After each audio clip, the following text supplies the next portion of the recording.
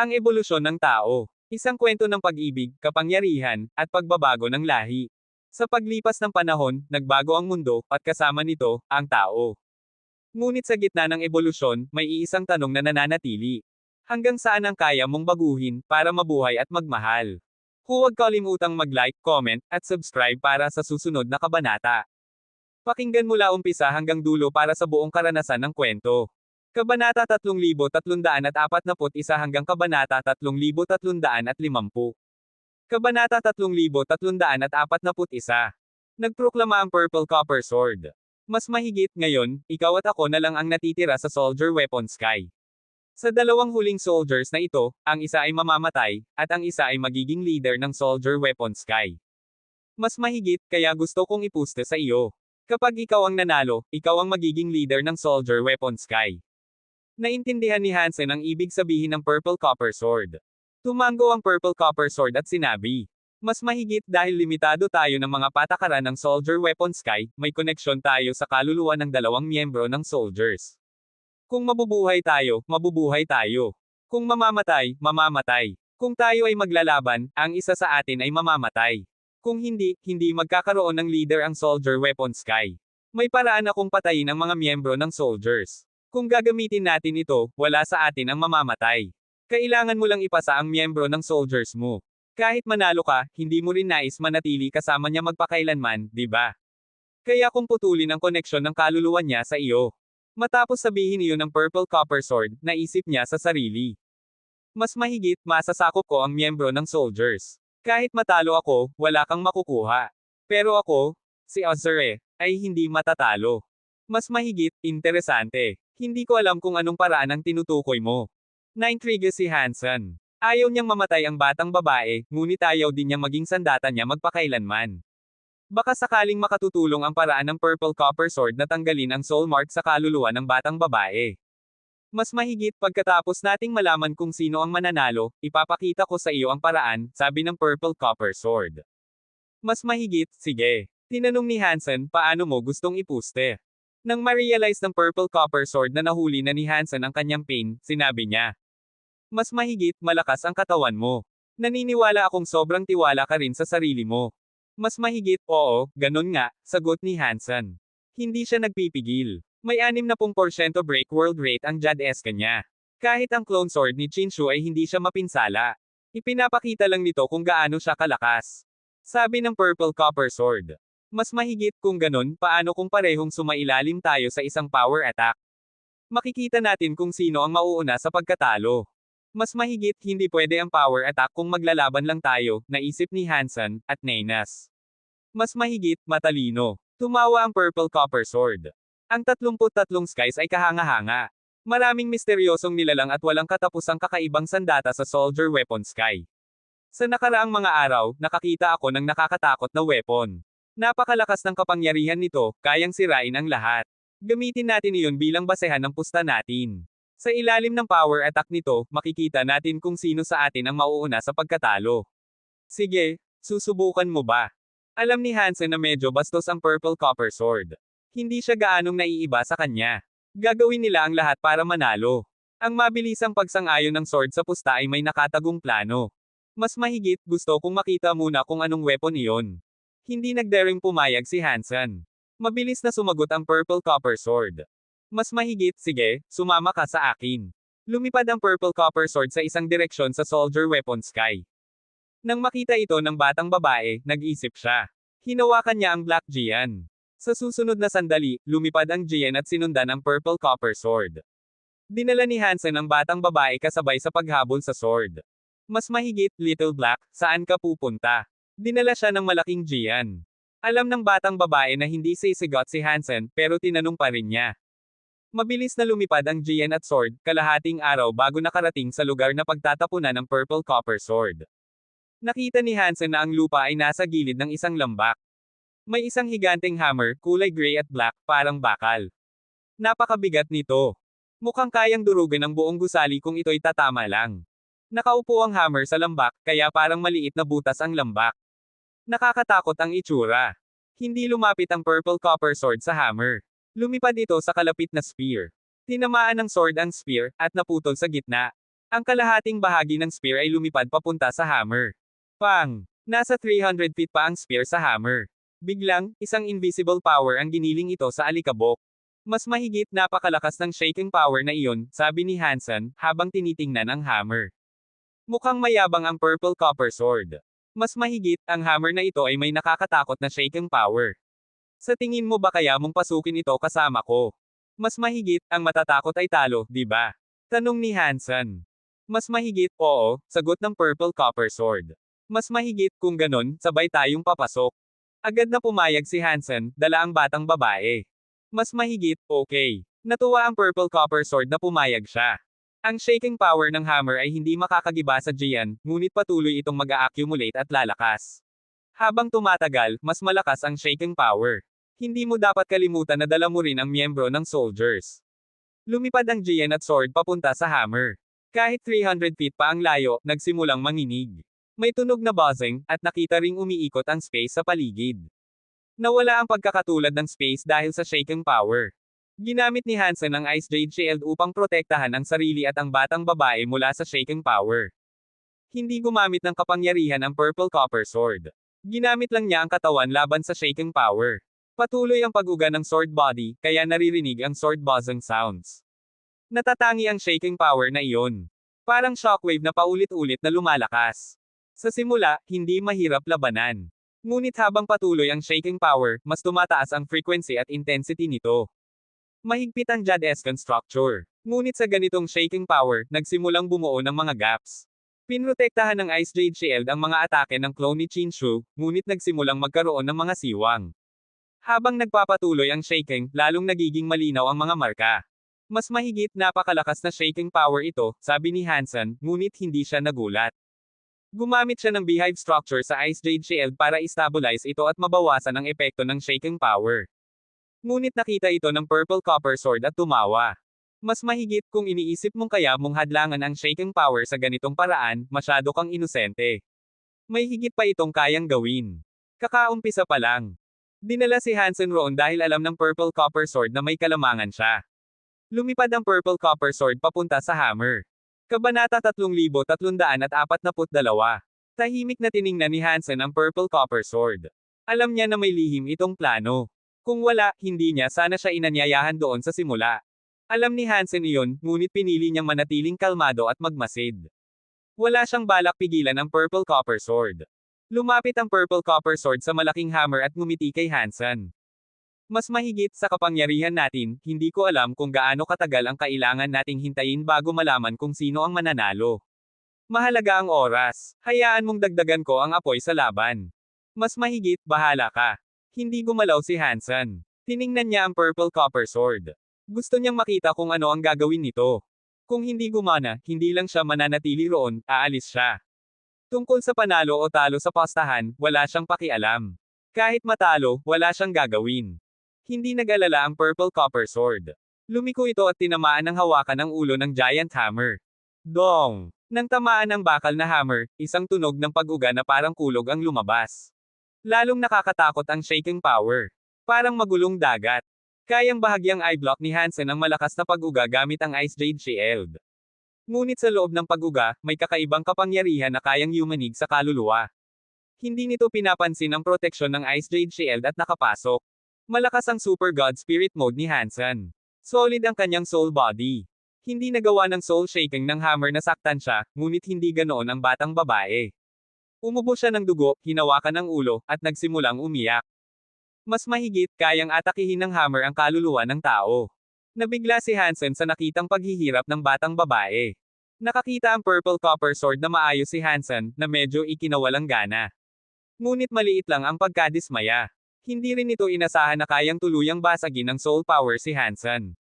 Ang masakit na mukha ng batang babae ay tugma sa inaasahan ng Purple Copper Sword.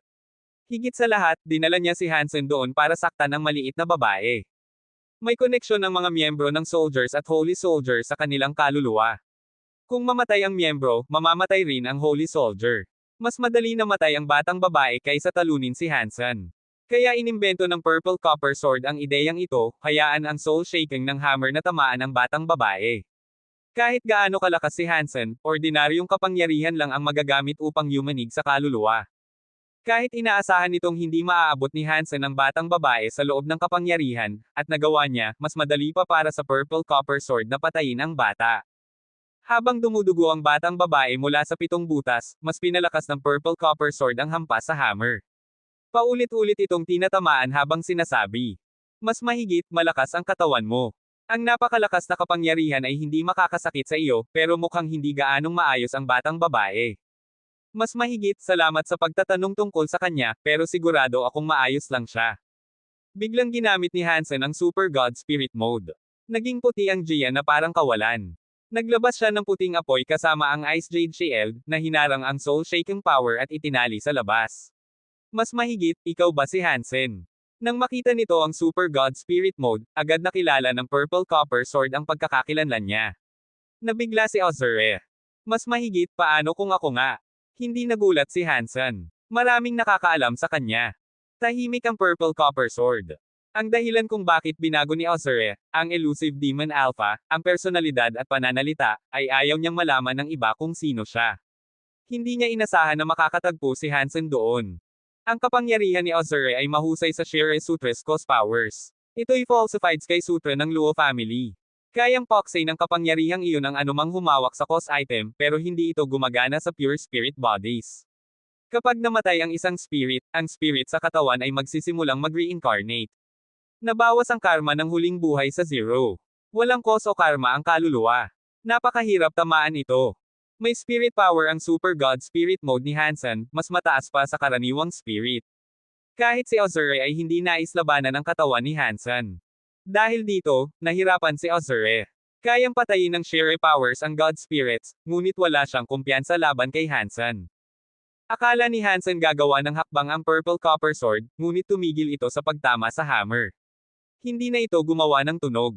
Matapos ang ilang sandali, sinabi nito, "Mas mahigit kung bibigyan kita ng pagkakataon na maging leader ng Soldier Weapon Sky, maipapangako mo ba sa akin ang isang bagay?" Nagulat si Hansen sa biglang pangyayari. Hindi niya alam ang gusto ng Purple Copper Sword, ngunit tinanong pa rin niya. "Mas mahigit, ano ang ipapangako ko?" Hindi sumagot ang Purple Copper Sword. Pagkalipas ng ilang sandali, sinabi nito, "Mas mahigit, wala na.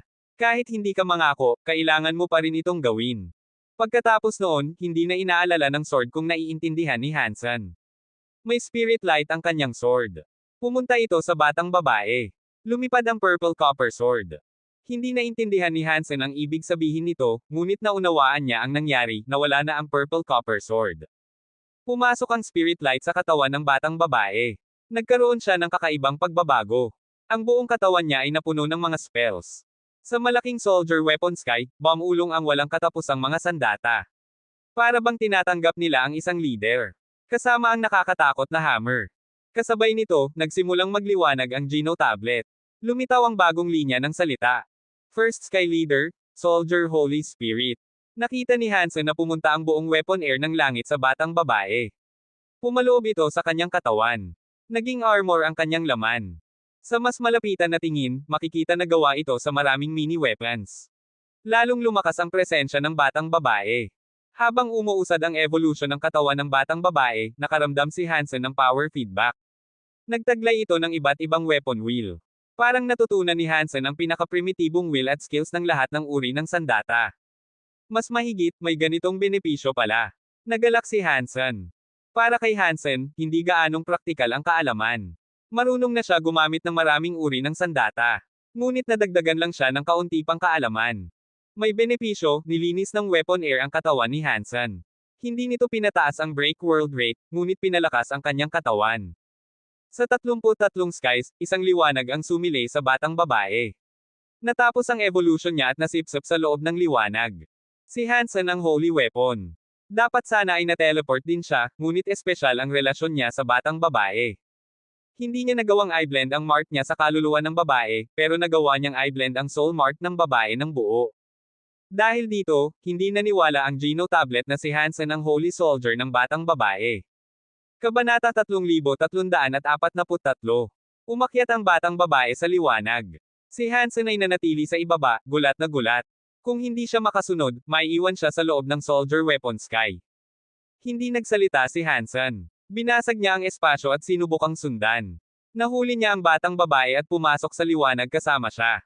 Ang liwanag at katawan ng batang babae ay transparent kaya hindi niya mahawakan ng anumang bagay. Dumaan siya sa liwanag. Sinubukan ni Hansen ito ng ilang ulit, ngunit tila tiyak na hindi ito gagana. Hindi niya mahawakan ang batang babae. Inabot ng batang babae ang kanyang kamay para hawakan si Hansen, ngunit hindi rin ito gumana. Natrap at suspendido siya sa liwanag at hindi makalabas. Nang makita ni Hansen na malapit nang umalis ang batang babae sa Soldier Weapon Sky, nagulat at natakot siya.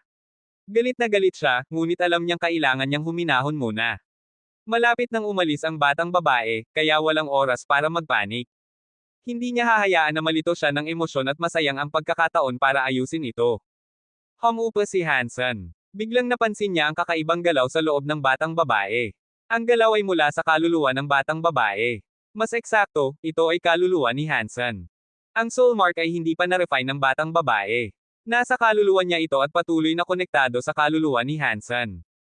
Dahil nagbabago ang emosyon ni Hansen, nagbago rin ng husto ang soul. Nang makita ni Hansen na nagsisimulang umalis ang soul at ang batang babae sa Soldier Weapon Sky, hindi siya nagatubili. Determinado siya. Kaagad niyang ginamit ang Super God Spirit Mode para i-activate ang kanyang spirit body at sumunod sa batang babae. Sa sandaling umalis ang batang babae sa Soldier Weapon Sky, pumasok ang soul ni Hansen sa soul mark at naglaho kasama siya. Patuloy ang dalawang universo na puno ng mga elite na sinusubukang pasukin ang 33 skies. Lahat ay nais makontrol ang mga skies. Dumarami ang mga leader na lumilitaw. Mas kakaunti ang Break World Elite sa Geno Universe kumpara sa Universe of Kingdoms. Sa paglago, hindi rin masama ang Geno Universe.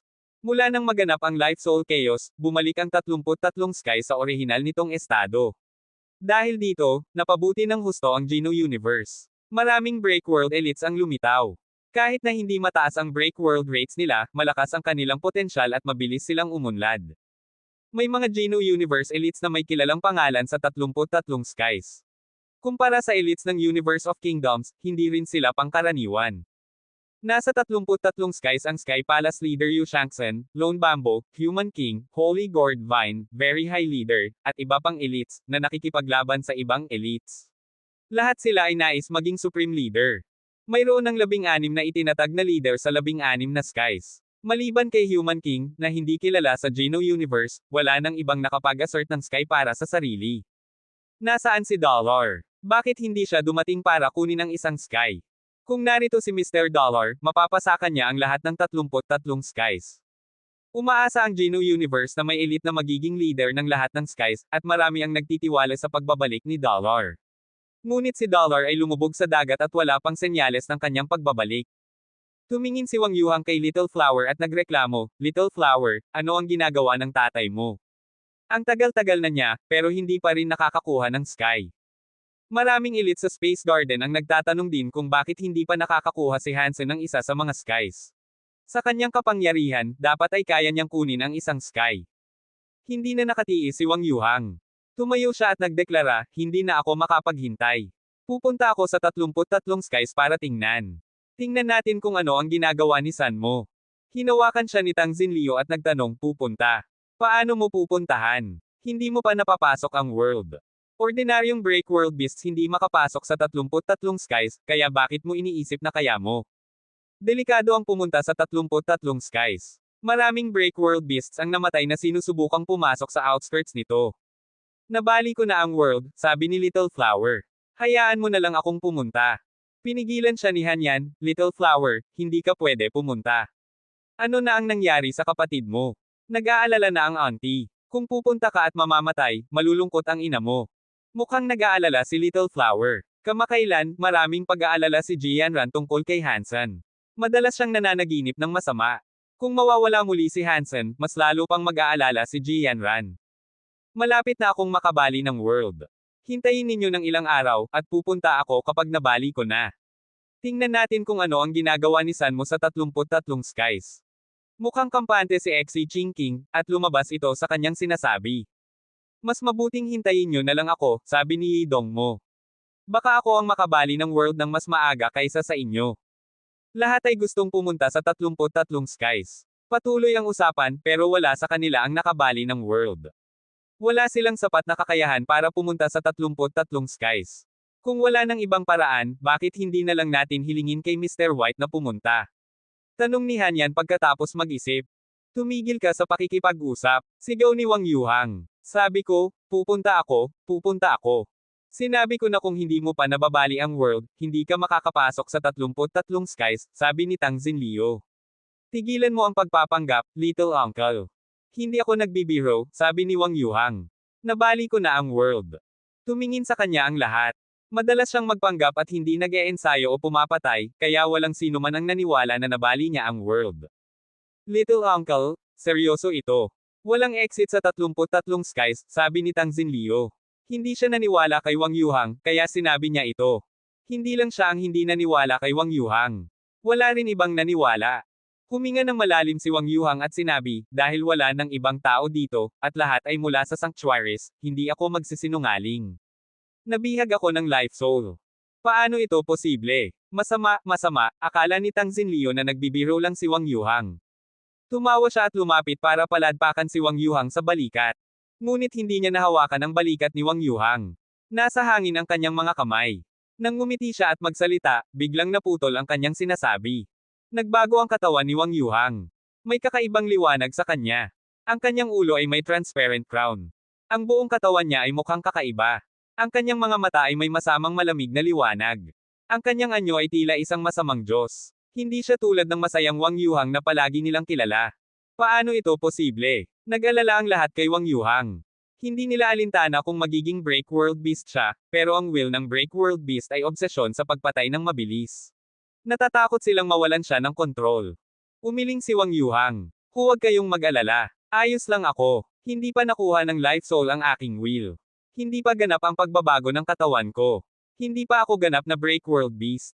Kalahating tao at kalahating halimaw ako. Kinuyog niya ang sarili at sabi, ayos lang. Hindi naman ako nagbabalak magpakasal. Pwede akong kalahating halimaw. Nakapagtipid ako ng oras at nakaligtas sa kailanganing mag-practice. Hindi ko na kailangang magsikap. Kung hindi nyo kayong makapasok sa 33 skies, pupunta ako para sa inyo. Hintayin nyo lang dito, at pupunta ako at titingnan. Pagkatapos noon, lumipad si Wang Yuhang palabas ng base. Kabanata 3344. Little uncle, bumalik ka agad pag makakaya mo, sabi ni Tang Xinliu kay Wang Yuhang habang nakatingin sa kanyang likuran. Magkakaroon tayo ng inuman kapag nakabalik kayo ni San mo. Hindi bumaliktad si Wang Yuhang. Itinaas niya ang kanang kamay at nag-gesture ng, okay, bago lumipad palabas ng base. Mukha siyang determinado. Pagkalabas niya ng base, habang susubukang basagin ang espasyo para pumunta sa 33 skies, bigla niyang naramdaman ang sobrang bigat ng kanyang mga binti. Lumingon siya at nakita si Linger na humahawak sa kanyang mga binti. Nagulat siya at nahulog mula sa ere. Sumigaw siya. Pinulot ni Wang Yuhang ang sarili sa lupa, tiningnan si Linger at nagtanong, Linger, ano ang ginagawa mo? Binuka ni Linger ang mga mata at sumagot, sasama ako sayo para hanapin si Dad. Delikado ang pupuntahan ko, sabi ni Wang Yuhang kay Linger. Hindi ka pwede sumama. Dito ka lang sa bahay maghintay. Pupunta ako para kunin ang hindi mo mapagkakatiwala ang tatay mo. Ibinaba ni Linger ang ulo at sinabi, pero hindi mo ako kayang talunin. Kung ganoon, bakit ikaw pwede pumunta, pero ako hindi? Bamulong si Wang Yuhang, ngunit wala siyang nasabing salita. Parang may naipit sa kanyang lalamunan. Naramdaman niya ang sama ng loob. Little sister, tigilan mo na ang pagpapahamak. Lumitaw si Little Flower at hinayla si Linger palayo. Nagpakita si Linger ng mukha ng hindi pagkakasya. Pinuno niya ng hangin ang kanyang bibig, pero tumigil na sa pagsunod kay Wang Yuhang patungo sa 33 skies. Iwinave ni Wang Yuhang ang kamay at lumipad pataas. Mukha siyang mas mahina kaysa dati. Hindi matiyak kung ilusyon lang iyon. Nag-alala si Tang Xinliu kay Ningyu at tinanong ang bagay na iniisip ng lahat, Ningyu, sa tingin mo ba, makakapasok ang little uncle sa 33 skies? Sa kanilang pananaw, si Ningyu ang pinakamalakas. Hindi lang siya nakabali ng world, mataas din ang kanyang break world rate. Noon, lagi nilang gustong makita si Ningyu na pumunta sa 33 skies. Tuwing hihilingin sa kanya, palagi niyang tinatanggihan. Hindi maintindihan ng karamihan kung bakit. Akala nila baka natatakot siya, pero alam ng nakakaintindi sa kanya na hindi ito takot. May mabuting dahilan siya sa pagtanggi. Tiningnan ni Ningyu si Wang Yuhang na lumilipad papunta sa 33 skies at sabi, hindi ko maintindihan itong tao na ito, si Wang Yuhang. Anong nangyayari? Bakit pupunta si Wang Yuhang sa 33 skies? Matagal nang binabantayan ng Very High at Sky Palace ang 33 skies. Alam nila kung sino si Wang Yuhang. Nang makita siyang lumitaw sa labas ng 33 skies, agad nilang tiningnan ang nangyayari. Hindi pa nakabalik si Hansen, sabi ni Tang Xinliu. Pupunta ang little uncle sa 33 skies para tingnan. Nagkunot ang noo ng isang Very High Elder at sabi, hindi ba ito kabaliwan lang? Delikado ang 33 skies. Ang barrier pa lang ay napakalakas. Ordinaryong nilalang ay hindi basta makakapasok. Kung isang nilalang na hindi nakabali ng world ay humawak sa barrier, masisira siya. Masama ang tono ng Very High Elder, pero para lang ito kay Wang Yuhang. Walang nagreklamo. Sabi ni Tang Xinliu, nabali na ng little uncle ang world. Nagulat ang Very High Elder. Tiningnan si Tang Xinliu at nagtanong, talaga bang nabali niya ang world? Paano niya nagawa iyon? Sinabi ni Tang Xinliu tungkol kay Wang Yuhang na naposes ng life soul. Nang marinig iyon, umiling ang Very High Elder. Kakabali lang niya ng world at hindi pa ganap na nakasama ang life soul. Masyadong mababa ang break world rate niya. Huwag na nating pag-usapan. Kahit ang break world beast na may rate na mas mababa sa 60% ay hindi makakapasok. Tingnan mo ang break world beast sa labas ng 33 skies. Bakit hindi mo subukang pigilan siya? Ngayon napupunta na siya, kung masugitan, makikinabang ang break world beast sa kanyang bangkay. Masamang sitwasyon ito. Kung pupunta ang little uncle, pinaniniwalaan naming alam niya ang kanyang ginagawa, sabi ni Xi Jinping. Sa tingin mo may kakayahan siya. Kumpiyansa ay kailangan ng kapangyarihan bilang suporta. Napansin ng Very High Elder na may tiwala si Tang Xinliu kay Wang Yuhang, kaya umiling na lamang siya. Mga bisita lamang sila, at negosyo ng Space Garden ang lugar. Hindi dapat silang makialam ng sobra. Pinakamainam na huwag ipilit ang opinyon, pero sa tingin nila, ang pag-atake ni Wang Yuhang sa 33 skies ay hindi magandang hakbang. Hindi nila iniisip na makakabalik siya. Tiningnan ng lahat ang 33 skies na tila isang lapida. Maraming break world beasts ang nakapaligid, hindi makapasok, pero ayaw umalis. Ang ilan ay naruroon para kunin ang benepisyo. Kung may ibang susubukang pumasok at mabaigo, sila ang magsasamantala. Nasa labas na si Wang Yuhang ng 33 skies. Nakakuha siya ng atensyon ng maraming break world beasts, pero wala namang nagmadaling kumilos. Wala silang ideya sa lakas niya. Hintayin nila siyang umatake sa 33 skies. Pag masugitan, doon nila sisimulang atakihin. Tiningnan ni Wang Yuhang ang 33 skies. Itinaas ang kamay at isang malaking bike ang lumitaw sa ilalim niya. Pag binuksan niya ang makina at gumawa ng ingay, sumabog ang exhaust. Lumino ang dashboard. Ang buong bike ay naglabas ng kakaibang liwanag. Parang futuristic sci-fi bike. Paggalaw niya sa kamay, sumabog ang apoy mula sa rockets. Ang bike ay naging iba't ibang ilaw na papunta sa 33 skies. Pang! Sumalpok ang bike sa invisible wall. Nagkabasag ang harap ng bike. Nagdugo si Wang Yuhang pero hindi iniwan ang acceleration. Malamig ang mata niya habang pinabilis pa. Patuloy ang ingay ng makina. Napakaliwanag ng apoy ng rockets. Patuloy na itinutulak ang nabasag na harap ng bike sa invisible barrier. Kahit gaano pa siya pilitin, hindi makalusot.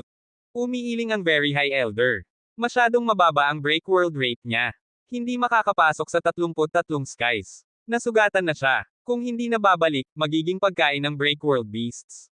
Nag-aalala rin sina Tang Xinliu at iba pa. Pinagkakatiwalaan nila si Wang Yuhang pero napakalakas ng invisible barrier. Patuloy ang ingay ng makina. Ang rocket ay parang bulkan, patuloy na naglalabas ng apoy habang may crown sa ulo ni Wang Yuhang. Nasa half-man, half-beast mode na siya. Nang makita ang break world beasts na nakapaligid, napahinga ang Very High Elder. Tapos na ang laro. Tulad ng hula niya, nagsimulang umungol ang mga break world beasts, parang mga lobo o tigre na umiikot kay Wang Yuhang. Para silang mga demonyong lumabas mula sa impyerno. Maraming nilalang sa dalawang universo ang nakatingin sa 33 skies. Nang makita nila ito, inisip nilang mamamatay si Wang Yuhang. Ang mga tao sa Geno Universe ang kapal ng mukha.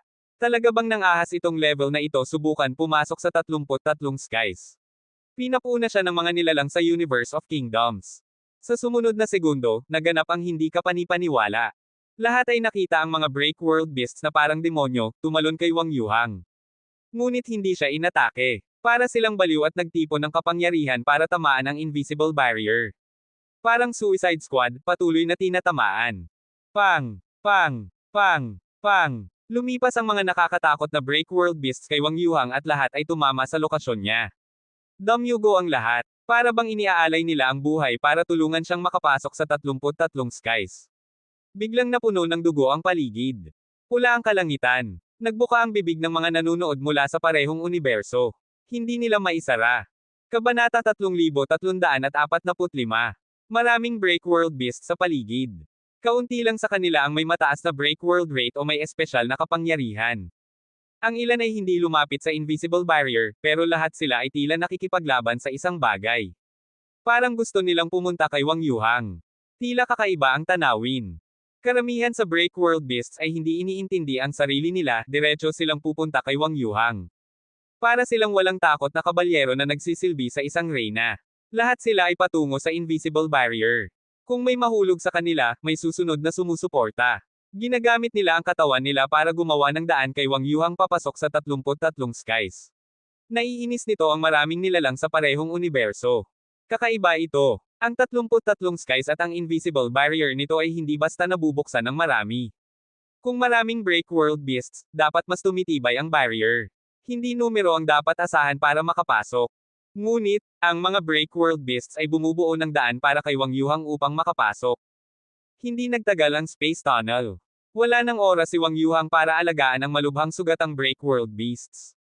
Pinabilis niya ang lahat at naging liwanag, pumasok sa 33 skies. Pagpasok niya sa 33 skies, bumalik sa normal ang mga break world beasts na tila baliw. Nakaramdam si Wang Yuhang ng malaking ginhawa. Iniisip niya, buti na lang mababa ang break world rate ng mga break world beasts sa Geno Universe. Kung hindi, duda ako kung maapektuhan sila ng ganito ng super god spirit body ko. Alam ni Wang Yuhang na kakaiba ang kanyang body type. Noong bata pa siya, naiiba na siya sa iba pang bata sa kanyang edad dahil dito. Palaging iniisip ng lahat na malas siya at napakasama sa pag-ibig. Sa pagpunta niya sa mga sanctuaries, maraming nilalang ang nainas at gustong umatake sa kanya. Kung 100 tao ay tumakas sa iba't ibang direksyon, ang mga nilalang ay palaging at tanging siya lang ang tinututukan. Dahil sa abnormal na sitwasyong ito, naranasan ni Wang Yuhang ang maraming kahirapan sa paglaki. Tinuturing siya ng iba na parang masamang amoy na nagdadala ng kapahamakan. Hindi lang mga estranghero, pati ang pamilya Wang ay ayaw na ring makipag-ugnayan sa kanya. Kinamumuhian siya ng lahat dahil takot silang mahawa sa malas niya. Nabuhay si Wang Yuhang dahil tuloy-tuloy ang suporta ng pamilya Wang at pagbibigay ng resources sa kanya. Ngunit pinakamahalaga, may talento siya. Isa siyang tao na may kakayahang maging dakila. Sa kabila ng lahat ng malas na iyon, nagagawa niyang mabuhay gamit ang sariling kapangyarihan sa mahihirap na sitwasyon. Ang layunin niya noon ay mabuhay lang. Simple lang iyon. Ngunit nagbayad siya ng presyo na hindi maiisip ng ordinaryong tao. Si Wang Yuhang lamang ang nakakaalam na hindi siya simpleng malas. Pinag-aralan niya ang kanyang body type. Kahit walang konkretong resulta, natutunan niya mula sa ibang may parehong body type. Hindi niya matukoy kung paano ilalarawan ang kanyang body type. Kung kailangan niya itong ilarawan, wala siyang eksaktong salita para dito. Maaaring ilarawan ang body type niya bilang may imbalanced hormones, pero hindi iyon tama.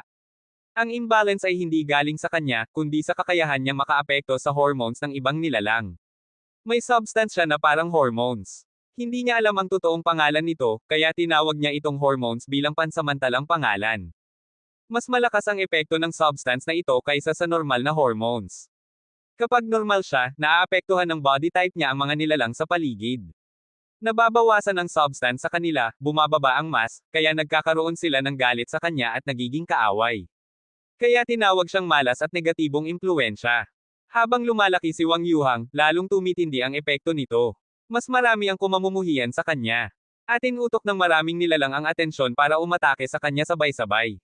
Ngunit nang makilala niya sina Hansen at iba pa, naramdaman niya na hindi siya tinatrito bilang monster. Kaya gusto niyang makasama ang mga katulad nila. Ibinigay sa kanya ang Super God Spirit Body. Naiintindihan niya ang body type niya. Dahil dito, nakuha niya ang tinatawag na Super Hormone Super God Spirit Body. Matapos makuha ito, kayanan niyang kontrolin ang super hormone. Lahat ng nilalang ay may super hormone. Kung mapapataas niya ito, magiging kaakit-akit siya. Kung babawasan niya, magagalit at susubukan patayin siya agad. Kapag tumaas ang super hormone niya, kahit ang parehong kasarian ay mahuhulog sa kanya. Gagawin nila ang lahat para sa kanya, pati ang isugal ang buhay. Nakakatakot at kakaiba ang kapangyarihang ito. Kung normal na tao ang magkakaroon nito, matutuwa sila. Pwede nilang mapagsilbihan ang kahit sino sa opposite gender. Pero hindi natuwa si Wang Yuhang. Nakakainis sa kanya ang maraming nilalang na nababaliw para sa kanya. Pakiramdam niya, isa siyang monster. Si Hansen at ang iba pang kakaibang tao lang ang nagpaparamdam sa kanya na normal siyang tao. Ngayon, na-possess ng life soul, ang super hormone body niya ay nakabali ng world. Kaya kontrolado niya ang super hormone para magpakilos ng iba ayon sa gusto niya. Sa impluensya ng super hormone, kahit break world creatures ay nagkaroon ng matinding damdamin para sa kanya. Handang mamatay para lang mapasaya siya. Pero hindi gusto ni Wang Yuhang ang kapangyarihang ito. Kung hindi sinabi ni Mr. White na mahihirapan si Hansen sa 33 skies at baka hindi makabalik, hindi niya ipapakita ang kapangyarihan. Ngayon, kailangan niyang gamitin ang super hormone para makapasok sa 33 skies. Wala nang ibang paraan. Tiningnan niya ang paligid at nagulat. May direktang daan sa harap niya. Sa paligid nito, puro dilaw na buhangin lang. Pinatakbo ni Wang Yuhang ang bike, gustong lumipad at tingnan ang buong lugar, pero napagtanto niya na hindi siya makalipad. Nasa lupa siya pati ang bike. Air restriction power. Pinatakbo niya ang bike sa diretso. Sa magkabilang gilid, maraming kakaibang nilalang, parang xenogeneics o gene races. Mukhang mga alimango, pero mas malaki ang ulo kaysa sa bike niya. Marami sila. Wala siyang oras para alagaan ang mga ito. Matagal bago niya mapapabagsak ang lahat. Isa lang ang layunin niya, hanapin si Hansen. Ayaw niyang masayang ang oras sa kanila. Ginamit niya ang super hormone sa sarili niya. Dahil dito, humina ang kanyang presensya. Dumaan siya sa mga alimango, hindi siya pinansin ng mga ito. Mabigat ang ingay ng bike, pero parang wala silang pakialam. Mabilis na nagmaneho si Wang Yuhang. Dumaan siya sa mga pangil, at walang sumubok umatake. Pagkatapos ng ilang sandali, mukhang pagod na si Wang Yuhang. Parang walang katapusan ang daan. Kahit gaano kabilis o gaano katagal siya magmaneho, wala pa ring katapusan sa harap niya. Puro disyerto lang sa paligid. Kabanata 3346. Pang! Naramdaman ni Hansen na parang itinataboy ang kanyang katawan ng isang invisible na puwersa. Bigla siyang naihiwalay sa espiritu ng Holy Soldier. Hinaila siya ng isang puwersa. Hindi pa rin ito gumagana. Medyo nadismaya si Hansen. Nakatago na siya sa loob ng espiritu ng Holy Soldier, pero nahihiwalay pa rin siya. Pagkawala ng puwersa, ginamit ni Hansen ang Dangshan Sutra upang tumingin sa paligid. Bumalik siya sa Soldier Weapon Sky, pero hindi na iyon ang dating lugar. Ang lugar na ito ay, nang makita ni Hansen ng malinaw, kakaiba ang ekspresyon niya. Dust Sky. Hindi bago kay Hansen ang lugar na ito. Dito niya hinarap si Burry Path God sa Dust Sky. Naitala na siya sa Geno tablet noon. May leader na ang Dust Sky, ang Vice President ng God Chaos Party, si Burry Path God. Ramdam ni Hansen na mas malakas ngayon ang power suppression ng Dust Sky kumpara noong huli siyang dumating. Dati, makagamit pa siya ng ilang kapangyarihan pagpasok. Ngayon, sa sandaling dama po siya, nawala na ang kapangyarihan. Kahit ang Metal Giant body niya ay bumalik sa dati nitong anyo. Wala na siyang puwersa at parang ordinaryong mortal. Bakit ako napunta dito? May leader na ang Dust Sky. Ayon sa teorya, walang ibang nilalang ang dapat makapasok dito. Alam ni Hansen na hindi ito magandang balita. Matinding galit ang hatid ng nakaraan niya kay Burry Path God. Ngayon, siya ang leader ng Dust Sky, at tumaas ang kapangyarihan nito. Para kay Hansen, wala siyang puwersa dito. Kung makita siya ni Burry Path God, tiyak siyang papatayin. Pwede naman akong dama po kahit saan, bakit dito ako dinala? Pinahid ni Hansen ang puwit niya at tumayo. Nang itaas niya ang ulo, biglang napahinto siya. Isang malaking golden bird ang nakatitig sa kanya. Ang mga mata nito ay parang talam. Nagulat si Hansen. Kilala niya ang golden bird na ito. Nang maibalik ang 33 skies, ito ang unang pumasok sa 33 skies. Pumasok ito sa Dust Sky. Pero pag-aari ng Burry Path God ang Dust Sky. Nabigo man sa kanyang misyon, buhay pa rin ito. O kaya naman, pinili ni Burry Path God na buhayin ito. Ngayon, nakatayo ang golden bird sa ibabaw ng puno. Hindi ito masyadong malaki, kasing taas lang ng karaniwang tao. Ginto ang mga balahibo nito. Napaka-unique ng nilalang na ito. Tumalo ng puso ni Hansen. Malakas ang golden bird na ito. Kung nabalewala ang kapangyarihan ko sa Dust Sky, dapat ito rin ay madurusa. Anong pangalan mo, Brother Bird? Tanong ni Hansen na may ngiti sa mukha. Goldwing Big Bird ako, malamig na sagot ng Goldwing Big Bird. Hindi ako Brother Bird. Sa mundong ito, may Goldwing Big Bird ba? Nagulat si Hansen. Ang maliit na pulang ibon ay may dugo ng ibon, pero hindi ito Goldwing Big Bird. Halo lang ng phoenix at birdfish ang dugo nito. Mas halo pa ang dugo kaysa sa ibang phoenix. Hindi nagsalita ang Goldwing Big Bird. Tumingin lang ito kay Hansen ng malamig. Ramdam ni Hansen na ito ay magtatangkang umatake anumang sandali. Sayang lang, limitado rin ng Dust Sky ang kapangyarihan ng Goldwing Big Bird. Isang random na suntok lang ay kayang sirain ang langit at lupa. Kung pareho kami ng antas, hindi kami pwedeng gumamit ng powers. Kaya ko na bang patayin siya ngayon? Nag-isip si Hansen. 75% ang break world rate ng Goldwing Big Bird. Nakikita ito kapag pumapasok sa invisible barrier ng 33 skies. Kung nasa labas, baka hindi niya mapapatay ang halimaw. Sa Dust Sky, ordinaryong katawan lang ang mayroon sila. Para kay Hansen na bihasa sa pakikipaglaban, maganda ito. Pareho ang iniisip ng Goldwing Big Bird. Tumingin ito kay Hansen. Kahit ordinaryo lang ang katawan nito, hindi basta matatanggal ang presensya at kalooban ni Hansen. Alam ng Goldwing Big Bird na mahirap kaawayan si Hansen, kaya hindi agad umatake. Matagal na nagtitigan ng tao at ibon. Sa wakas, kumilos. Pinalapad ng Goldwing Big Bird ang pakpak nito, 21 hanggang 24 feet ang lawak. Humipong pakpak na parang gintong kidlat. Noong nakaraan, kaya nang hasay ng katawan ng Goldwing Big Bird ang espasyo. Sa Dust Sky, parang ordinaryong ibon lang ito. Kailangan itong gamitin ang sariling lakas upang patayin si Hansen. Tumalon si Hansen, 6 na talampakan ang taas. Dahil sa lakas ng katawan niya, para sa ordinaryo, parang superhero na ang tumalon ng 3 talampakan lang. Lumipad siya lampas sa Goldwing Big Bird. Nasa hangin siya, katawan niya ay gumuhit ng kurba, parang ibon. Iniiwas ang suntok at tumapak sa likod ng Goldwing Big Bird.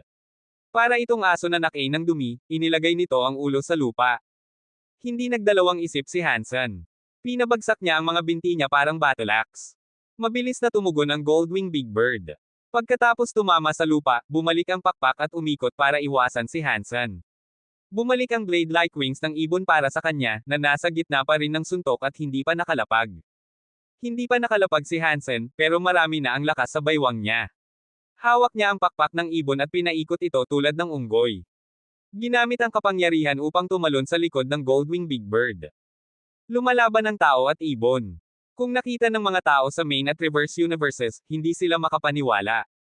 Nakakatakot na labanan ng dalawang nilalang mula sa magkaibang universo. Brutal ang labanan. Pang! Tinaman ni Hansen ang mukha ng Goldwing Big Bird. Damaloy ang dugo ng ibon. Hindi nahilo ang Goldwing Big Bird. Nilapitan si Hansen at binalot ang katawan niya, pinalapag sa lupa. Hinawakan ni Hansen ang mga balahibo ng ibon. Isa ang napilas mula sa leeg ng Goldwing Big Bird. Arg! Sabay na sumigaw sina Hansen at Goldwing Big Bird. Halos mabali ang likod ni Hansen habang napilas ang balahibo ng ibon. Sobrang sakit. Ang pagsigaw ay simpleng sigaw lang, pero nakatayo pa rin si Hansen. Ginamit ang likod bilang suporta, tumalon gamit ang mga binti sa tiyan ng Goldwing Big Bird. Bahagya lang nag-react ang Goldwing Big Bird. Sinubukan nitong hawakan ang mga binti ni Hansen habang bumabalik ang blade wings nito para sa leeg niya. Lumalaban ang tao at ibon. Puno ng balahibo at punit-punit na damit ang kalangitan. Minsan, sumisigaw. Sa bawat suntok ni Hansen, isang balahibo ang napipilas. Napakabilis at malupit ng labanan na puro dugo ang paligid. Hindi alam kung sino ang may kalamangan. Kabanata 3347. Matibay ang katawan ng Goldwing Big Bird. Hindi ito mas mababa kaysa sa katawan ni Hansen. Nag-ikot-ikot sa lupa ang tao at ibon. Sa huli, nagtagumpay ang tibay at lakas ni Hansen. Sinakian ni Hansen ang Goldwing Big Bird at paulit-ulit na pinukpok ang mukha nito. Maraming balahibo ng ibon ang napunit. Isang balahibo mula sa kaliwa, isa mula sa kanan, unti-unti nang lumalabas ang balat.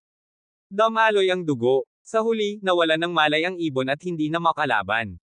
Pinayagan nitong tuloy-tuloy na mapukpok ni Hansen ang mukha at leeg nito. Masyadong matigas ang ulo ng Goldwing Big Bird. Kinailangan ni Hansen na ipukpok ito ng matagal bago niya naisip na hindi ito epektibo. Kaya tinarget niya ang leeg nito. Pagkatapos ng 12 ng suntok, nabasag ang buto sa leeg. Huminto ang paghinga ng halimaw. Killed Break World Beast, Goldwing Big Bird. Found Break World Gene. Sa Dust Sky, mahina ang mga buhay kapag wala silang kapangyarihan. Sapat na ang nabasag na leeg para mamatay ang Goldwing Big Bird. Kung labas sila naglaban, kahit hatiin pa ang katawan ng ibon, baka hindi pa rin ito mapapatay. Humiga si Hansen sa lupa. Pagod na pagod ang katawan niya matapos ang labanan. Sa isang lugar na tulad ng Dust Sky, pakiramdam niya ay parang ordinaryong tao lang siya. Hindi niya masanay ang hangin, pagod na pagod siya. Pagkatapos magpahinga, sinimulang kunin ni Hansen ang katawan ng Goldwing Big Bird. Binuksan niya ang katawan nito at inilabas ang Breakworld Gene. Isang hugis luha na gintong kristal ang gene. Napakaganda nito. Hindi nagatubili si Hansen at nilunok ang Breakworld Gene. Biglang damaloy ang pambihirang kapangyarihan sa kanyang katawan. Naalis ang pagod, muling buhay na buhay at masigla ang katawan niya. Breakworld Genes plus 10. May narinig siyang anunsyo sa isip. Espesyal ang Goldwing Big Bird. Nagbigay ito ng 10 Breakworld Genes kay Hansen. Pinuputol niya ang kahoy at tinabas ang hita ng Goldwing Big Bird. Nilinis at niluto niya. Hindi man nagbibigay ng Breakworld Genes ang laman, masarap pa rin ito. Mataas ang Breakworld rate ng Goldwing Big Bird, kaya malaking benepisyo ito. Sa kabutihang palad, Dust Sky ang lugar. Kung hindi, mahirap lutuin ang karne ng Goldwing Big Bird. Napagtanto ni Hansen na napaka-brittle ng kanyang buhay. Paano makakaalis ang katawan ko sa Dust Sky? Kung mananatili ako, siguradong mahahanap ako ni Burry Path God. Kung mangyari iyon, tiyak akong papatayin. Tumingin si Hansen sa apoy at nag-isip. Pagkaraan ng sandali, itinataas niya ang ulo. Tiningnan niya kung naluto na ang hita ng ibon. Kailangan niyang alamin kung kailangan pang baligtarin at lutuin. Ngunit nang tingnan niya, napatigil siya. Walang niluluto ang apoy. Ang niluluto lang niya ay buto. Kaunti na lang na laman ang natira sa buto, na pumipigil na mahulog ito. Naramdaman ni Hansen ang kilabot. Napakalapit sa kanya, ngunit may tahimik na kumain ng hita ng ibon. Kung gusto nitong kainin ang leeg niya, hindi niya alam ang mangyayari. Tiningnan niya ang paligid. Wala siyang nakitang nilalang. Kamatayan ng dilim sa gubat. Ngayon, isang ordinaryong tao na siya, kaya hindi niya makita ng malayo. Hindi niya matukoy kung ano ang nagkukubli sa gubat. Kinalabot niya ang ngipin at tinabas ang kabila pang hita ng Goldwing Big Bird. Nilagay niya sa apoy at ipinagpatuloy ang pagluluto. Delikado ang gubat, kaya delikado ang lumabas. Gusto niyang ilagay ang karne sa apoy para makita kung lalabas ang nilalang. Kung mahuli niya ito, tataas ang tsansa niyang manalo sa laban. Mas mainam labanan ang kaaway kaysa sa tusong nilalang. Ipinagpatuloy niya ang pagluluto. Itinigil niya ang iba pang iniisip. Tinitingnan lang niya ang hita ng ibon. Gusto niyang malaman kung sino ang kumain ng huling hita. Habang umiinit ang apoy, amoy masarap na ang hita. Ang mantika ay tumutulo parang pulot sa balat. Kaakit-akit ang amoy at kulay. Nanatiling alerto si Hansen. Tiningnan ang paligid. Maliban sa "sha-sha" ng hangin at sigaw ng mga ibon, wala nang ibang tunog. Natatakot ba ang nilalang na makita? Kaya hindi na lumalabas. Iniisip ni Hansen at nakaramdam ng ginhawa. Kung natatakot ito, hindi ito masyadong nakakatakot. Magandang balita ito sa kanya. Pagkatapos ng saglit, umupo si Hansen ng kaunti. Tulad kanina, ibinaba ang ulo at nagkunwaring nag-iisip. Sa gilid ng mata, minamanmanan pa rin ang hita. Maluto na ng maayos ang hita. Halina at amoy masarap, halos tapos na. Ngunit wala pa ring lumalabas. Busog na ba ang nilalang sa isang hita? Hindi niya akalaing posible iyon. Ramdam niya ang pagkuskos sa likod ng kanyang damit. Naramdaman ni Hansen ang kilabot. Nilinggan niya agad. Ngunit wala siyang nakita. Wala. Mga 70 hanggang 120 talampakan ang layo, ngunit walang anino. Tiningnan niya muli ang apoy at ang nilulutong karne. Ngunit nag-wins siya. Kinain na ang luto niyang hita. Natira lang ang kaunting laman sa buto. Wala na sa paligid. Wala kahit anong anino. Ano ito? Dust Sky ito. Maliban kay Burry Path God, dapat sumunod sa batas ng mundo ang ibang nilalang. Hindi sila pwedeng gumamit ng powers. Kaya ba ng ordinaryong nilalang na mabilis na ganyan? Kahit nakatutok ako sa hita, nawala na. Hindi makapaniwala si Hansen. Malakas ang katawan niya. Pinakamalakas sa universo. Kung Supresado ang kapareho niyang antas, hindi marami ang mas mabilis kaysa sa kanya. Kitang-kita, kaya niya akong patayin kung gusto niya. Pero bakit hindi niya ginagawa? Gusto lang ba niya ng hita? Hindi ba interesado sa akin? Gusto ba niyang maglaro lang? Gusto ba niya ng larong pusa at daga? Natigil si Hansen. Nagkunwaring nagmamasid, pero wala siyang nakitang kahit ano. Ang katahimikan ng gabi ay nagbibigay ng presyon. Ang gubat ay parang impyerno. Napakadilim. Hindi mo alam kung anong halimaw ang nagkukubli. Bilang ordinaryong tao, baka mabali ang loob sa ganitong presyon. Kumuha si Hansen ng karne ng ibon at nagpatuloy sa pagluluto. Ngayon, hindi na niya gustong hulihin ang nilalang. Kinuha niya ang karne sa oras na maluto na at balak niyang kainin. Biglang may sumiklab na malamig na liwanag. Mabilis itong lumipad malapit sa bibig ni Hansen. Lumipad ang karne sa kamay niya. Naging kawalan ang kagat ng ngipin ni Hansen. Kabanata 3348. Bagaman sandali lang, handa si Hansen. Sa ilalim ng tingin na iyon, nakita niya kung ano ang nagbigay ng malamig na liwanag. Talagang nagpahinto ito sa kanya. Lumipad ang nilutong ibon ng 15 talampakan. Bago ito makalapag, nawala na ang karne. Bungo na lang ang naiwan sa lupa. Ang malamig na liwanag ay tumakas sa kagubatan at naglaho sa isang kisap mata. Nang makita ni Hansen ang pagkawala ng malamig na liwanag, nakakunot ang noo niya. Nagulat siya. Ang bagay na nagnakaw ng kanyang pagkain ay isang puting daga na kasing laki ng palad ng tao. Hindi tama na sabihing maliit lang itong puting daga. Bagaman puti, medyo mahaba ito. Mas kahawig ito ng maliit na weasel. Hindi magugulat si Hansen sa kung ano man ang nilalang na iyon. Ang talagang ikinagulat niya ay nang nagnakaw ang maliit na pasaway ng kanyang karne, ang katawan nito ay may kakayahang kontrolin ang hangin. Kung wala iyon, hindi ito makalipad ng ganoon kalayo. Pero ito ay Dust Sky. Paano may nilalang dito na kayang gumamit ng hangin para lumipad? Hindi maintindihan ni Hansen kung paano iyon posible, pero alam niyang kakaiba talaga ito. Ayon sa teorya, bukod kay Burry Pathgod, na leader ng Dust Sky, wala nang ibang nilalang ang dapat makagamit ng kapangyarihan doon. Ngunit nagawa ito ng maliit na puting daga. Malakas ba ang kapangyarihan ng maliit na puting daga na masira ang mga patakaran ng Dust Sky? Hindi malaman ni Hansen ang sagot. Dinala ni Hansen ang natitirang karne ng ibon para lutuin. Sa bawat pagluluto, umiikot siya at tinitingnan ang paligid. Sa tuwing babaling siya pabalik sa karne, wala na ito. Kahanga-hanga ang ganang kumain ng maliit na puting daga. Nakain nito ang lahat ng Goldwing Big Bird hanggang wala nang naiwan. Hindi nakakain si Hansen ng kahit kaunti, pero hindi siya nagalit. Sa halip, natuwa siya sa sitwasyon. Maaaring maging oportunidad ang maliit na puting daga para makalabas siya sa Dust Sky. Pinatay ni Hansen ang apoy, tumayo, at umalis. Nais niyang makakuha pa ng Breakworld Genes bago siya makita ni Burry Pathgod. Makakatulong iyon sa kanya. Mapanganib ang Dust Sky, pero isa rin itong oportunidad. Mahina na ang mga Breakworld Beasts doon. Madali na lang silang patayin. Pagkalakad ng ilang milya, nakatagpo si Hansen ng isa pang Breakworld Beast. Isang golem. Puti at parang jade. Dalawang ngipin nito ay tila gawa sa pilak. Hindi na kailangan ni Hansen gumamit ng malakas na puwersa. Sa loob ng 10 minuto, nabasag na ang ulo nito. Napatay na Breakworld Beast, White Golem. Nakuha ang Breakworld Gene. Nakakuha si Hansen ng isa pang Breakworld Gene, na agad niyang itinago sa bibig. Sa kasamaang palad, 2 lamang ang karagdagang Breakworld Genes. Hindi malinaw kung mababa ang Breakworld rate ng nilalang o bakit. Hindi na nagpatuloy si Hansen sa paghahanap. Ilagay niya ang golem sa lupa at sinimulang lutuin ang ilong nito. Napakasarap nito. Paglingon ni Hansen, napansin niyang nawala ang nilutong ilong. Sinundan nga siya, naisip ni Hansen. Kumuha siya ng ilang hiwa pa ng karne para lutuin.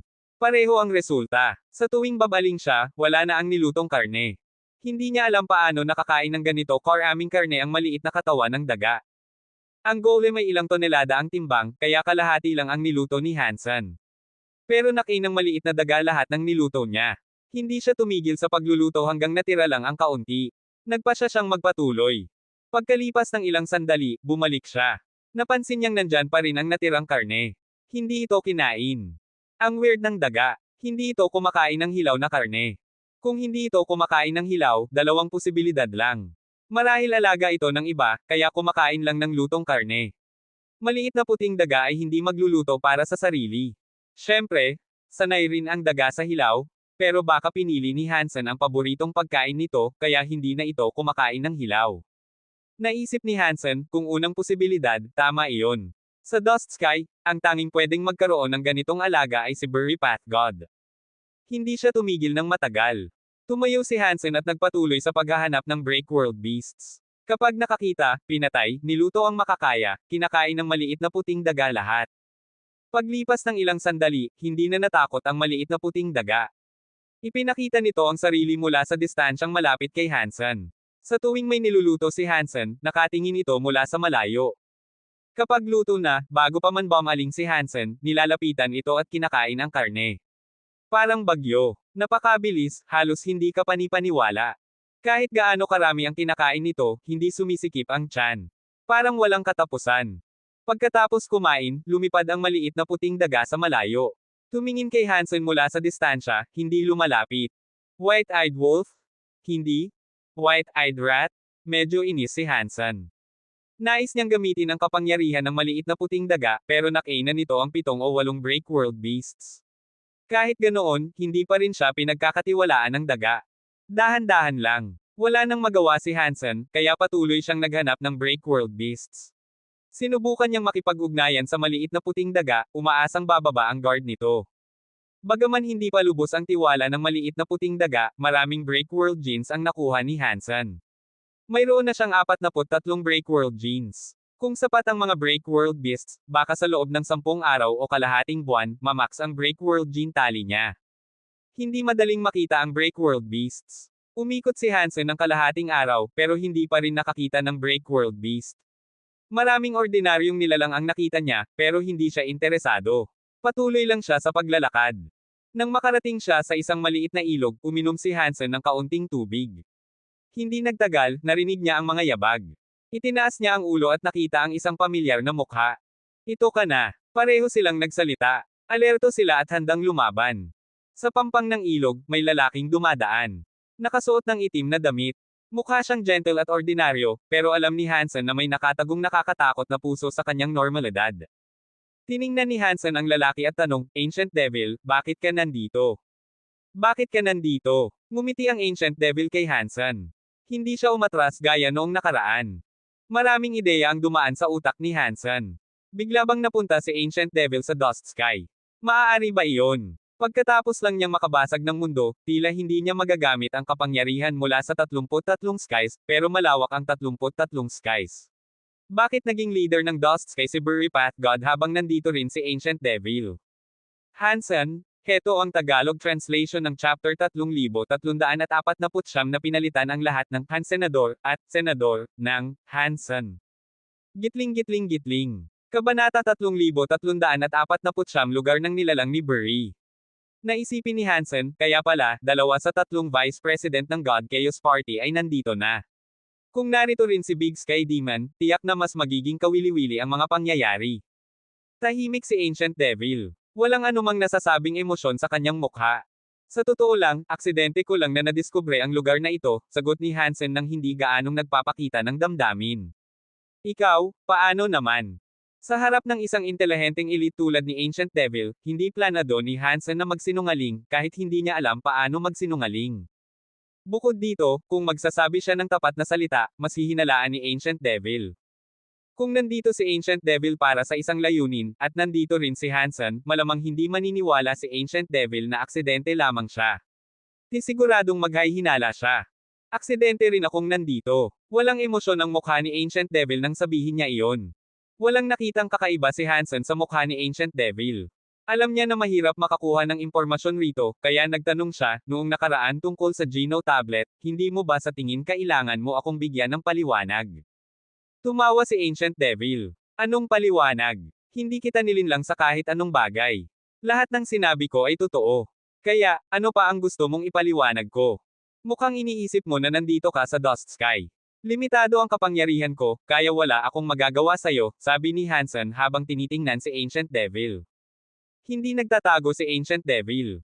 Tumango siya at nagsabi, may paraan. Limitado ang kapangyarihan ko sa Dust Sky at hindi rin masyadong mataas ang Breakworld rate ko.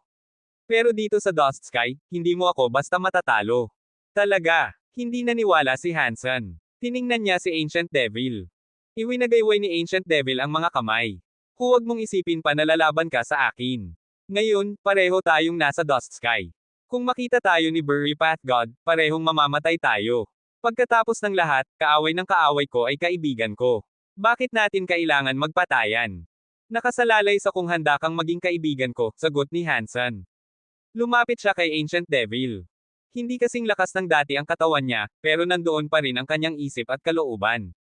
Sa tulong ng Under the Sky Will at kapangyarihan, bawat hakbang niya ay parang laro ng chess. Nagdulot ito ng malaking pressure kay Ancient Devil. Nagbago ang mukha ni Ancient Devil. Naiintindihan niya si Hansen. Alam niyang kung may balak si Hansen, haharapin niya ang apoy at alab upang makuha ito. Hindi siya malilinlang ng salita lamang. Maliban na lang kung may konkreto siyang maipakita, malamang nakakailanganin niyang labanan si Hansen. Nang makita niyang lumapit si Hansen, ngumiti ng malalim si Ancient Devil at nagtanong, gusto mo bang malaman ang lihim ni Burry Path God? Lihim ito na may kinalaman din sa Dust Sky. Ito ang gusto marinig ni Hansen. Huminto siya sa paghinga at paglakad. Sabihin mo, tumayo si Hansen nang nakapikit sa malamig na titig kay Ancient Devil. Hindi nabawasan ang kanyang kapangyarihan. Nagpahinga sandali si Ancient Devil at sinabi, parang Sky King ito. Pinag-aral ni Burry Path God ang mga nilalang sa 33 skies. Nang ipinanganak si Burry Path God, si Sky King na ang kauna-unahang espiritu sa 33 skies. Ipinanganak siya sa Dust Sky. Magpatuloy. Interesado si Hansen. Naiisip niya, syempre, hindi aksidente ang pagdating ni Ancient Devil dito. Ginawa ni Ancient Devil itong malinaw. Si Sky King ay anak ng 33 skies, pero hindi siya ang pinakamalakas na espiritu sa 33 skies. Ang tunay na espiritu ng 33 skies ay si Burry Path God ng Dust Sky. Sa 33 skies, kakaiba ang Dust Sky.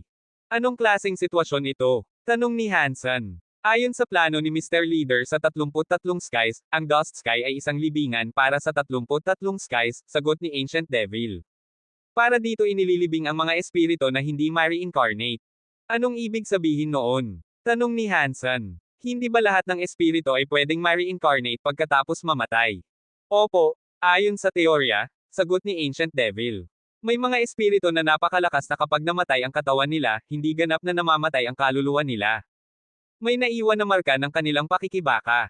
Kung ang ganitong espiritu ay papasok sa cycle ng reincarnation, magiging glitch ito sa mga patakaran ng mundo.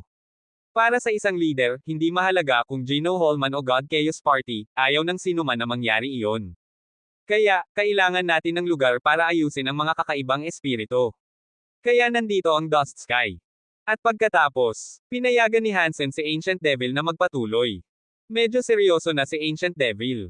Nang buuin ni Mr. Leader ang 33 skies, nagkaroon ng espiritu ang Dust Sky, at iyon ay si Burry Path God. Siya ang naging Vice President ng God Chaos Party. Nariyan din si Sky King, Dragon King, Ozure, at iba pa sa 33 skies. Hindi nagsalita si Hansen. Higit sa lahat, medyo naiinis siya. Marami nang sinabi si Ancient Devil, pero hindi pa niya napupuntahan ang pangunahing punto. Nang makita ni Ancient Devil ang mukha ni Hansen, nagpakita siya ng walang pakialam. Nagpatuloy siya. Kung tama ang hula ko nung ni-reset ang universo, dito inilibing ni Mr. Leader ang sarili niya. Sinasabi mo ba na ang katawan ng tunay na leader ng God Chaos Party ay nakalibing dito? Nagulat si Hansen. Hindi niya maisip na paniwalaan ang matapang na pahayag ni Ancient Devil. Tumango si Ancient Devil. Hula lang iyon. Hindi ko pa ito pinaghusayan ng husto, pero naging leader si Burry Path God ng Dust Sky. Ayaw kong matagpuan niya ako. Kaya tahimik akong nag-iimbestiga.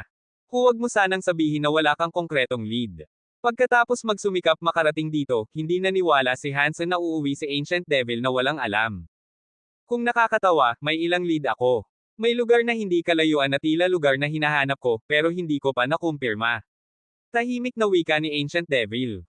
Nasa lugar ba iyon? Tanong ni Hansen. Kung naruroon ang leader ng God Chaos Party, iyon ang tunay na kayamanan. Walang nakakaalam kung ano ang dala ng matandang leader. Sa planet na iyon, pero hindi ko alam kung saan eksakto, sabi ni Ancient Devil. Paano mo alam na nasa planet iyon? Tiningnan ni Hansen si Ancient Devil na may zero trust. Nang maging leader si Burry Path God, palaging nandyan siya, seryosong sagot ni Ancient Devil. Ayon sa aking obserbasyon, ordinaryo lang ang planet na iyon. Naiintindihan ni Hansen. Normal lang ang planet, pero palaging naruroon si Burry Path God. Ipinapakita nito na may kakaibang bagay sa lugar. Kung interesado ka, maaari tayong magtulungan at hanapin ang bangkay ng matandang leader, sabi ni Ancient Devil. Kung hindi, baka matagal tayong nandito, naghihintay kay Burry Path God na bumalik mula sa Geno Tablet. Kapag nangyari iyon, parehong mamamatay tayo. Sige, makikipagtulungan ako sa'yo muli. Tumango si Hansen. Sa loob-loob niya, iniisip niya, kung dito talaga nagpapahinga ang matandang leader ng God Chaos Party, baka nandyan rin si Big Sky Demon. Mukhang mas marami siyang alam kaysa kay Ancient Devil. Baka makontak niya ito. Kabanata 3350. Hindi na nagsalita pa si Ancient Devil. Nag-isip-isip siya sandali at nagsabi, sinusundan ko ang ilog na ito. Ngayon, pababa kami ng agos. Siguro kung pareho tayong pupunta rito, baka may matagpuan tayong ilang bagay. Pumayag si Hansen. Sinundan niya si Ancient Devil pababa ng ilog. Ang maliit na ilog ay sanga lamang ng mas malaking ilog. Ilang sandali silang naglakad, at natagpuan nila ang isang lawa. Sa kabilang bahagi ng lawa, umagos ang isang malakas na ilog. Iyon marahil ang mas malaking ilog na tinutukoy ni Ancient Devil. Tumayo si Ancient Devil sa tabi ng ilog at tumingin sa kabilang pampang.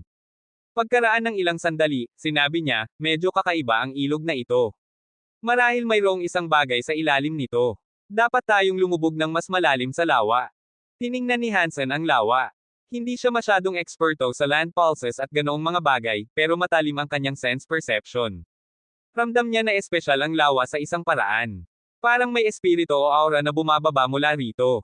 Lumubog si Ancient Devil sa tubig. Sinundan siya ni Hansen. Mabigat ngunit nakakaaliw ang malamig na tubig pero wala itong anumang kakaibang katangian.